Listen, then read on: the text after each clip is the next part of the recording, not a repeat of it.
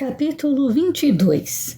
Quando Berta entrou naquele quarto disposta a me preparar para a noite de núpcias, mudei de ideia quanto ao fato de aquilo não ser difícil.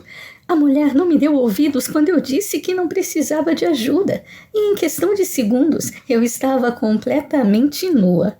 No momento seguinte, uma camisola que mais parecia feita de névoa, tão translúcida que era, caiu por meu corpo. Era tão fina que não deixava nada para a imaginação, nem mesmo tinha mangas, e o decote ridiculamente profundo permitia que eu visse meu umbigo quando olhava para baixo.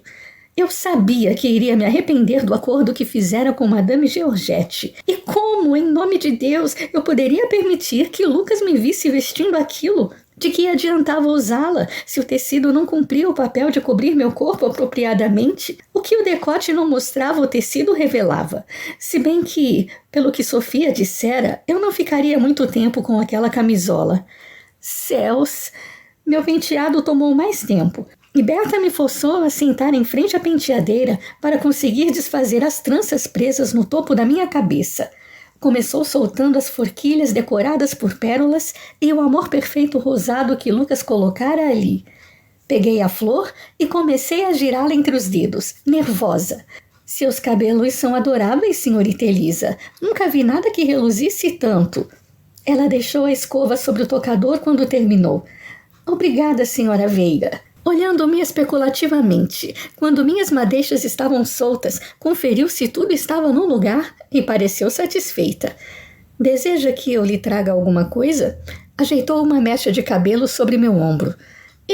Não, senhora Veiga, obrigada. Mal ela se retirou, corri para o baú em busca de algo melhor para vestir. Meus dedos trêmulos e atrapalhados não conseguiram abri-lo. Ainda estava lutando com a tranca quando ouvi botas pesadas batendo contra o piso. Meu coração trovejou no mesmo ritmo. Berta havia deixado um penhoar aos pés da cama. Aquilo ia ter que servir. Contudo, ao vesti-lo, tive minhas dúvidas. Ele era feito do mesmo tecido transparente da camisola. Mas... Os passos se aproximavam depressa. Amarrei o cinto da peça bem apertado e aguardei, encarando a porta. Não seja covarde, não seja covarde, não seja covarde agora. Eu repetia mentalmente. Entretanto, quem quer que estivesse do lado de fora passou direto. Não tive tempo de deixar o alívio se assentar em meu corpo, pois a porta do quarto ao lado se abriu e fechou. Lucas estava ali. Mantive os olhos na porta, que ligava um cômodo ao outro, ouvindo os passos dele indo e vindo, o tilintar de um copo, bebida sendo servida, o copo sendo deixado em alguma superfície dura. Mais passos. Seus pés produziram 2 manchas escuras na fresta sobre a porta. Prendi a respiração. A maçaneta começou a girar e a porta se abriu devagar, revelando a alta e imponente silhueta masculina. Lucas entrou no quarto, ainda totalmente vestido, graças ao bom Deus, e eu não estava certa do que faria se ele aparecesse nu em pelo, embora sua gravata tivesse desaparecido. Assim que me viu, ele parou, petrificado. Seu olhar percorreu meu rosto, os cabelos soltos que me caíam sobre os seios e chegavam à altura da cintura. Então, pareceu notar o que eu estava vestindo, assumindo que aquilo pudesse ser considerado uma vestimenta, e seus olhos pareceram se incendiar ao examinar meu torso, meus quadris, minhas pernas. Um som indistinto, algo entre um rosnado e um grunhido, repercutiu pelo quarto, arrepiando-me dos pés à cabeça. Acanhada, cruzei os braços, tentando deixar à mostra o mínimo possível. O gesto pareceu despertá-lo, pois ele inspirou fundo e voltou a olhar para o meu rosto. Você tem menos roupa no corpo que uma cortesã? Eu sei, quer dizer, suspeito que sim, corrigi. Nunca conheci uma cortesã, não sei o que elas usam para dormir. Elas não usam nada. Ele se dirigiu para o conjunto de poltronas e se acomodou em uma delas. Eu não escolhi este traje, foi a madame... O que ele disse penetrou meu acanhamento. Como sabe disso? Ele arqueou uma sobrancelha, os cantos da boca curvados, descarados. Ah, então ele estivera com prostitutas. Isso me surpreendeu bastante, embora não devesse. O Lucas, pelo qual eu me apaixonara, não pagaria para ter um pouco de... O que quer que os homens buscassem em uma cortesã? Já o homem diante de mim? Ele certamente seria capaz de algo assim. Eu devia ter imaginado. Mas não imaginei, como também não imaginei que ainda tivesse restado alguma maneira de ele me magoar. Ou parecia que meus equívocos nunca teriam fim. Fiz o melhor que pude para esconder minhas emoções, enquanto o via apoiar um pé no joelho e começar a desamarrar o sapato. Oh, meu Deus, eu não estava pronta. Não estava pronta para o que ele queria de mim. Eu sabia que isso tinha pouca importância. Os maridos tinham direito sobre as esposas, podiam exigir o que quisessem, sem levar em consideração a vontade delas. A lei garantia isso aos homens. Mas eu não estava pronta para a intimidade que Lucas tinha em mente. E não sabia se algum dia estaria. O senhor nunca me contou sobre sua pesquisa. Falei a primeira coisa que me veio à cabeça. Ele desencaixou o sapato e o deixou no chão. Quer falar sobre isso agora? Achou graça. Ah, sim, qualquer assunto serviria, porque se eu pudesse distraí-lo por um bom tempo, talvez ele se cansasse e acabasse adormecendo antes de tentar fazer amor comigo. E por que não? Por que não me conta um pouco sobre o que foi fazer na Itália? Você acharia entediante. Começou a desamarrar o outro calçado. Olhei ao redor. Eu precisava de mais do que conversa fiada para fazê-lo pensar em outra coisa. Encontrei uma garrafa sobre a mesa. Conhaque, pelo aroma. Servi um copo bastante generoso. Eu gostaria de ouvir, ainda assim. Atravessei o cômodo e lhe entreguei a bebida. Em outro momento, quem sabe. Ele terminou com o sapato e aceitou o que eu oferecia, um tanto surpreso. Não nesta noite. Você deveria se sentar. Estou bem assim, como preferir. Ele bebericou o conhaque, o olhar voltado a acompanhar minha silhueta. Mas está ciente de que, de onde está agora, com o candelabro bem atrás, posso ver cada detalhe do seu corpo. Não que eu esteja me queixando, é uma bela visão. Apenas pensei que seria educado alertá-la. Virei-me de costas no mesmo instante. Sem dúvida, esta também é uma extraordinária vista. Falou com algo entre diversão e desespero. Você é linda de qualquer ângulo que se olhe. Céus, que mulher se sentiria confortável estando praticamente nua na frente do marido? Quer dizer, suponho que algumas fiquem. A questão é que eu não ficava. Ninguém nunca havia me visto em tão pouca roupa, exceto Madalena, e ainda assim, muito raramente. Por que, em nome de Deus, eu aceitaria dar total liberdade a Madame Georgette na concepção do meu enxoval? Corri para a poltrona, esticando o tecido infame o melhor que podia. Mas de que adiantava? A camisola e o roupão eram diáfanos como uma bruma. Enrolando os braços ao redor do corpo, tentei esconder até mesmo meus pés descalços, sacudindo a cabeça para que os cabelos me dessem alguma cobertura. Ouvi Lucas inspirar fundo e então ficar de pé. Espiando por entre as mechas escuras, vi que ele tirava o paletó. Ele não estava disposto a esperar mais nada. Ia se despir e reclamar sua esposa. O ar ficou preso em minha garganta, como se ela tivesse obstruída por uma enorme bolota de massa de pão. Calma, muita calma agora.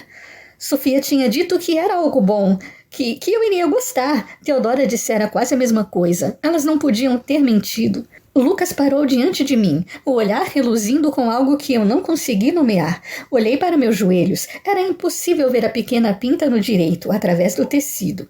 Está bem. Talvez elas estivessem enganadas. Era melhor seguir os conselhos de tia Cassandra. Fechar os olhos com força e pensar em uma bela joia. Segundo ela, tornava tudo suportável. A mão de Lucas se encaixou sobre meu queixo, forçando de leve minha cabeça para cima, para que eu olhasse para ele. O toque me sobressaltou, mas surpreendeu também. Havia delicadeza, além de calor, e isso fez meu coração já galopante entrar em um ritmo ainda mais frenético. Não quero que tenha medo de mim. Seus olhos reluziam com... eu não sabia o que era aquilo. Não tenho... Poderia apagar as velas... Por favor. Suas sobrancelhas se retorceram enquanto abaixava a mão e jogava o paletó no braço da poltrona, onde eu estava sentada. Ele se afastou de súbito, ficando de costas para mim, apoiando as mãos com certo estardalhaço no aparador. Uma delas atingiu o copo, que tombou sobre o móvel, se estilhaçando. Uma das pontas rasgou sua pele. Ele não pareceu perceber, nem mesmo quando o sangue começou a fluir. Não tenho a intenção de fazer amor com você, Elisa. Falou sem se virar. Não? Enrolei-me em seu paletó. Mal chegava à altura das minhas coxas, mas ofereceu mais cobertura que o penhoar. Não. Levou a mão ao rosto e então notou que sangrava. Ai, por todos os infernos! Examinou o corte. Você teria um lenço? Imagino que sim, em algum lugar. Fui até o baú, conseguindo destrancá-lo desta vez, e comecei a vasculhar entre as pilhas de tecidos. Meu Deus, havia mais camisolas de dormir indecentes. Será que Madame Georgette chegou a confeccionar alguma que tivesse de fato um pouco de tecido? Encontrei. Assim que lhe entreguei 2 lenços, Lucas derramou um pouco de conhaque na ferida. Usou um deles para deter o sangramento e, depois de jogá-lo em algum lugar, começou a enrolar o que estava limpo ao redor da mão com uma habilidade espantosa. Quer que eu... Comecei. Agradeço, mas já terminei.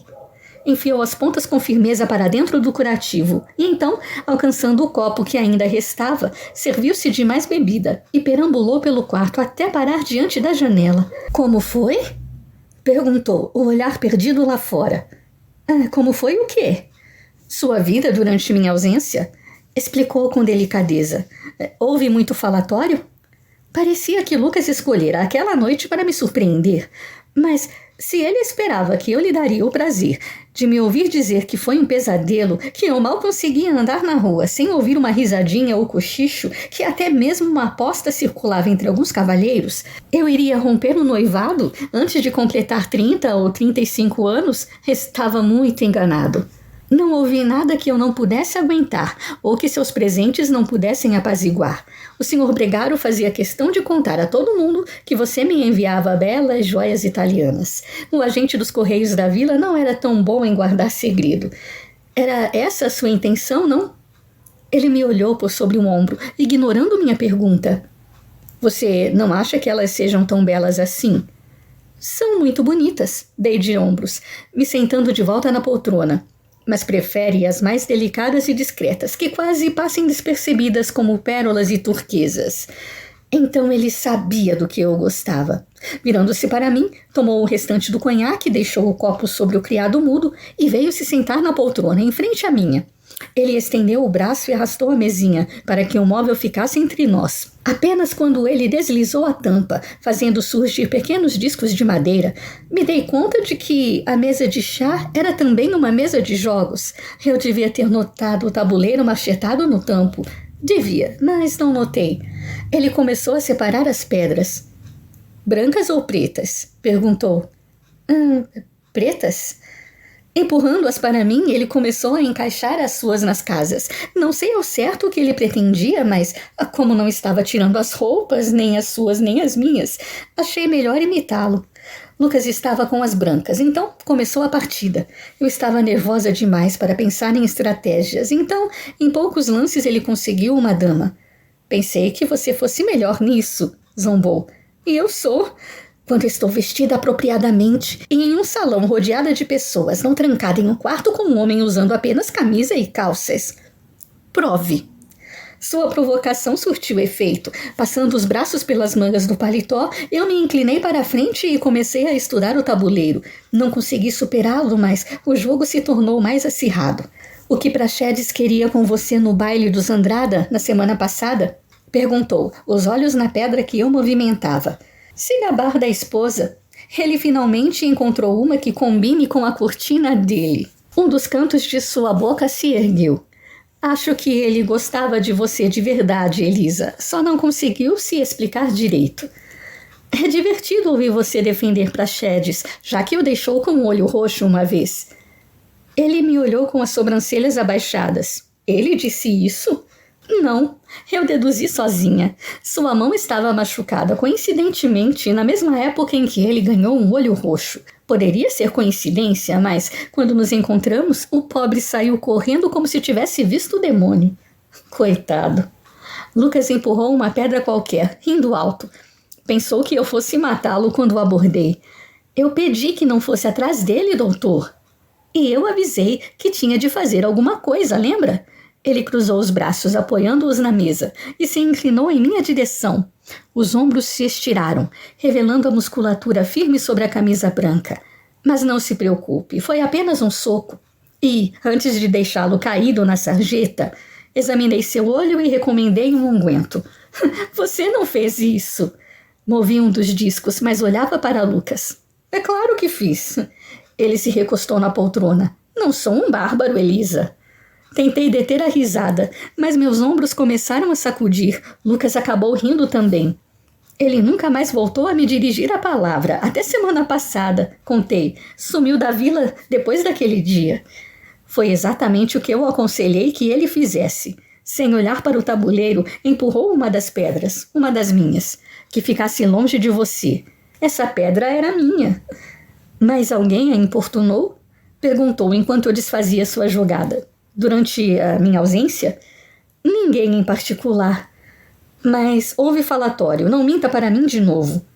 A maneira como ele disse isso, em voz baixa e suplicante, me fez lembrar daquela terrível noite em meu quarto, quando menti para ele e perdi seu amor. Na noite em que ele dera início à sua vingança. O que espera que eu diga, doutor?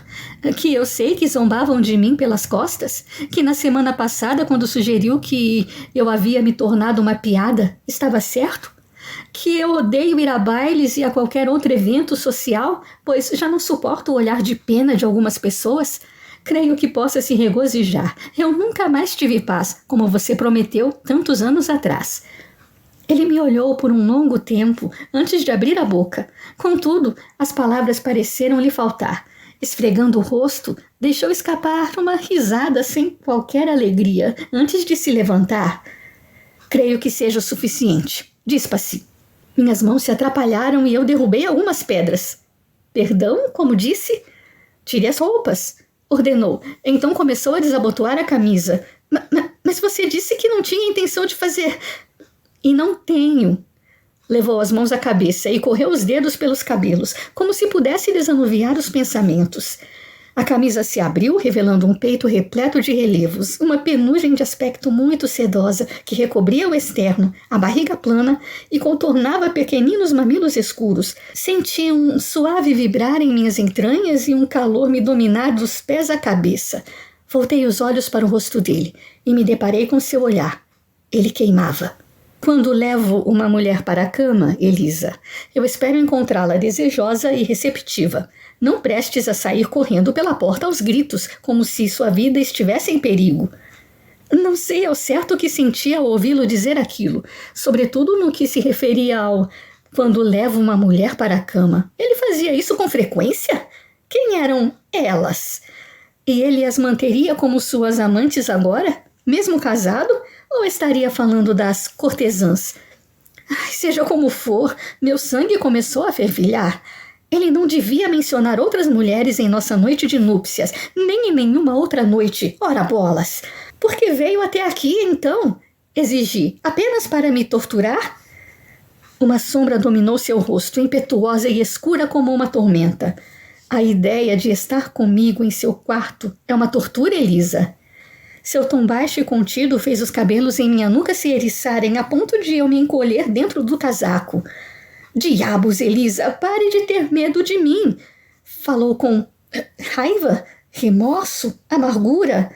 Ouça, eu vim aqui por duas razões. A primeira, para que a criadagem não comece a fofocar sobre nós amanhã. Dispa-se quando for se deitar, jogue suas roupas em qualquer lugar.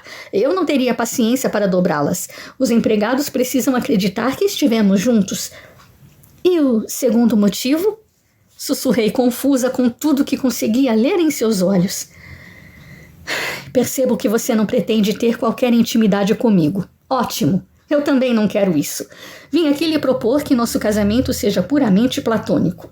Não há desejo em minha cama mais do que você me quer na sua, se um dia quiser ter filhos. Esfregou a testa com a mão enfaixada com um lenço. Eu não sei, mas podemos pensar em alguma coisa. Entretanto, suspeito que no momento isso não seja a sua prioridade.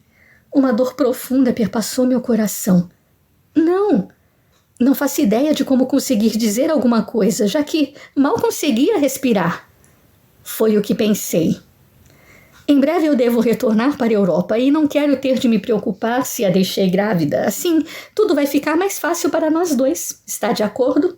Eu não sabia. Ao mesmo tempo em que queria dizer que aceitava, uma vozinha sussurrava que eu estava cometendo um grave equívoco. Era aquela parte minha, a que amou Lucas quando menina, que implorava para que eu não permitisse que o abismo entre nós se abrisse ainda mais. Eu já havia cometido um grande erro. Se estávamos naquele quarto, discutindo um casamento platônico, era por culpa minha. No entanto, ao olhar para o rosto enfurecido, implacável do homem diante de mim, as palavras saíram sem que eu pudesse contê-las. Sim, estou de acordo. Ótimo. Sem ao menos me desejar boa noite, ele tirou a camisa, jogou-a em qualquer lugar. Ela se enroscou na ponta do espelho da penteadeira e deixou o quarto, fechando a porta de ligação depois de passar por ela. Permaneci ali, sentada naquela poltrona, envolvida por seu paletó e seu perfume. Quando Lucas me dissera que pretendia voltar para a Europa, eu tinha ficado tão aliviada que não parei para pensar no que aquilo significava. Nós nunca teríamos uma família. Nunca teríamos filhos. Eu jamais teria a quem dar todo o amor que lutava por se libertar em meu coração. Eu ficaria no Brasil, vivendo naquela casa repleta de empregados, me sentindo miseravelmente solitária e infeliz. A vingança de Lucas não poderia ter sido mais cruel.